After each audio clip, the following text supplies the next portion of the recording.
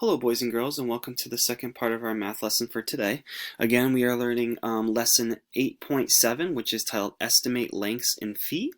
And then we are answering the essential question, how do you estimate the lengths of objects in feet? So we've had a lot of practice about estimating and measuring objects in inches, and now we're going to start to slowly kind of progress into learning how to measure objects in feet, which remember, 1 foot is 12 inches long. One ruler has 12 inches and is therefore considered to be 1 foot.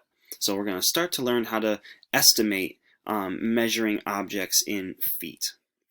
So if you remember from the video before this one of the examples that it gave us was measuring a bulletin board.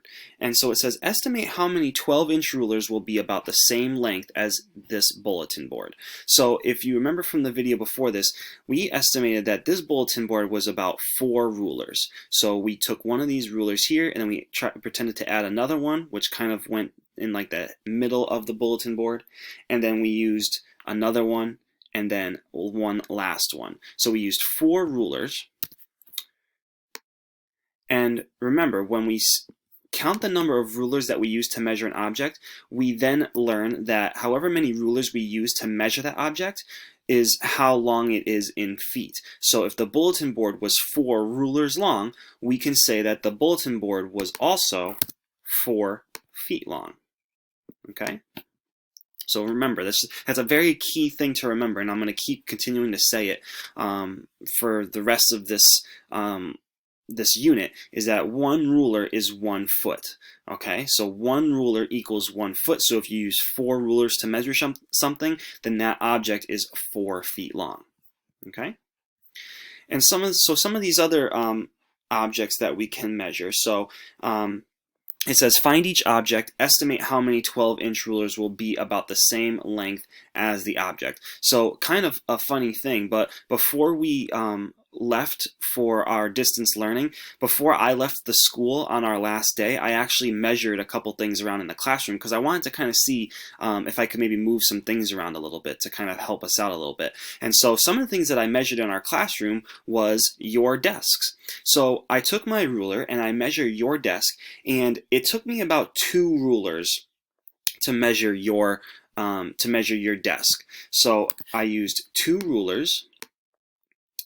And because I use 2 rulers, that means that your desktop is about 2 feet long. Okay. Now the map I didn't really measure, but I kind of estimated it. I was kind of looking at a map in the classroom, and I come to decide that the map was about 4 rulers long.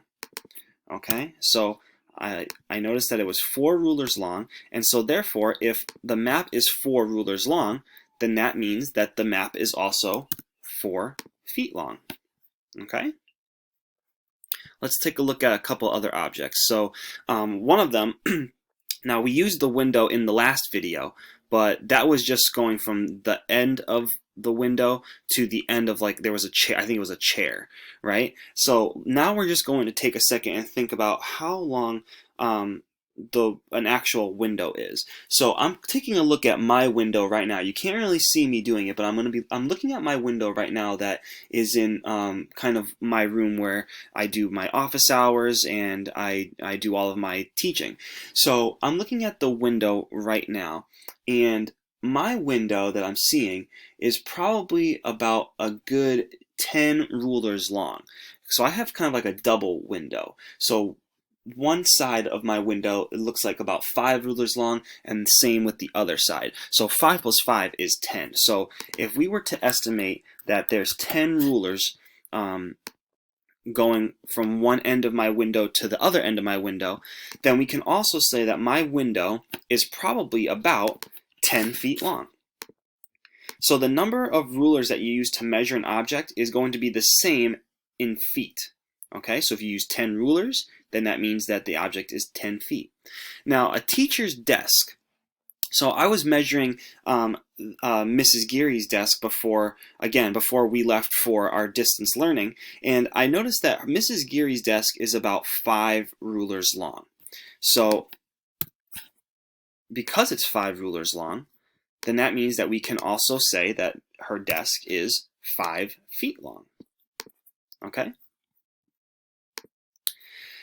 Now it says, George and Nina place 12-inch rulers end to end along the entire length of a window.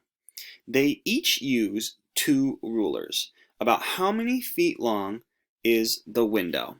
So let's start by taking 2 rulers at a time, right? So we're going to take one ruler and we're going to take another ruler.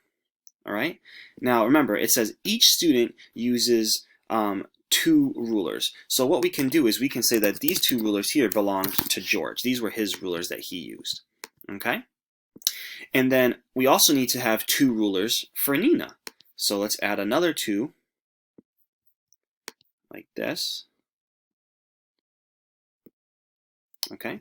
And then we can say that these were Nina's rulers.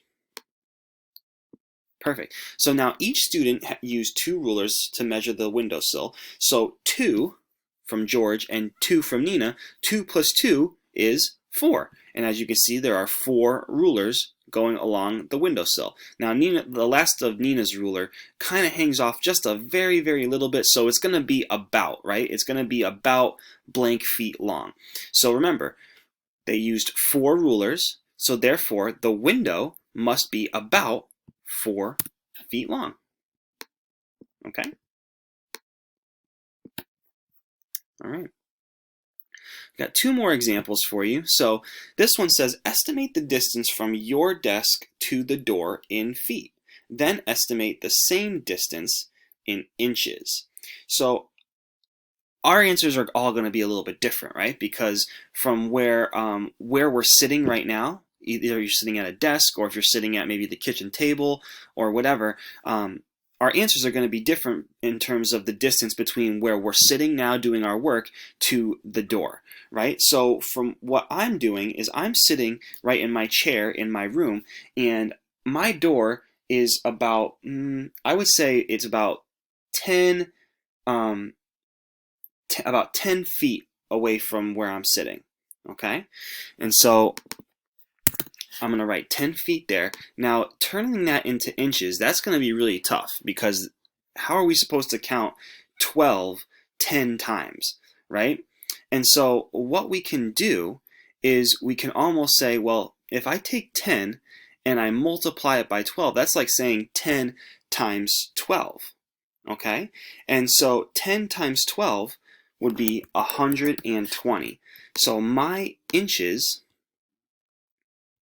would be 120 inches from where I'm sitting to my door. Now, yours might be a little bit different, and it might be a lot smaller. It might be a lot smaller of a distance, right? So let's say, for example, I'm going to get rid of this. Let's say, for your example, you're sitting about maybe 5 feet away from the nearest door in your room, right? So from the door, or from where you're sitting to the door could be 5 feet. Now, how would we find out the inches? Well, if you remember from yesterday's lesson, we can do 12 plus 12 plus 12. I'll move it up a little bit. We're going to do it 5 times. So there's 4 and there's 5. Okay? And then we're going to add those up and we're going to see what the total is. So 2 plus 2 is 4.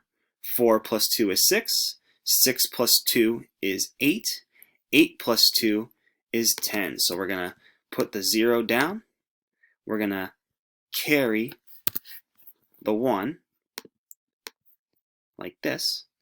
And so now we have 1, 2, 3, 4, 5, 6.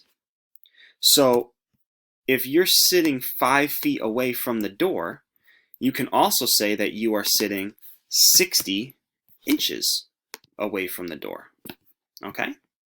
So those were 2 examples right there of how you can kind of solve for, if you know something is a certain feet away, then how you can turn that into how many inches away is it. Okay? And we kind of did that yesterday, but just another little example to kind of get you more used to that whenever you see a problem like that. Now the last question says, which is the best estimate for the length of a real bat? So this is a baseball bat, and we're not measuring this picture exactly. We're actually thinking about a real baseball bat and how long that might be. So the best thing to do, and I think we did this yesterday as well, but the best thing to do is kind of eliminate some of the answers that we definitely know are not reasonable, right? So let's take a look at some of our options here. We have 1 feet, 3 feet, 6 feet, and 10 feet. So a good way to kind of figure this out is think about how tall you are. So when I'm thinking about how tall I am, I'm 6 feet. I'm actually 6 feet exactly. So I know that a baseball bat is not the same height as me. I'm a lot taller than a baseball bat. So 6 feet, C, would not be reasonable. Another one that wouldn't be reasonable is 10 feet because 10 feet is bigger than 6 feet. So that would be like saying that the baseball bat is taller than myself. And I've never ever seen a real baseball bat that's taller than myself. So 10 feet also can't be an option. So that means we're left with 1 feet and 3 feet. So 1 feet, well, it says 1 feet, but it would really be 1 foot. 1 foot would be really, really short. So again, I'm 6 feet tall, so 1 feet, a baseball bat that would be 1 foot would be like coming up to not even my knees, really. Okay, and so baseball bats aren't usually that short. They're a little bit longer than that. So because we were able to get rid of 1 foot as the answer, 6 feet and 10 feet, we're left with B, which is 3 feet. And I think that that's the most reasonable option out of all of those. And so that was the correct answer. Okay. So sometimes you just kind of have to think about things. If you can think about how tall you are and then compare objects to your height, then that might be a little bit easier for you to kind of estimate the length of certain objects, just like how I did there. Okay? So those were some good examples and some good activities to kind of get you used to learning how to measure objects in feet. So now I think you are ready to go and do your assignment on Think Central for Chapter 8.7. And hopefully this video was helpful to you. And if you need any help, feel free to come on to office hours, and me and Mrs. Zilhi and Mrs. Amadeo, if she's available, will be able to help you with your math work. Okay, everybody? Good luck and great job today.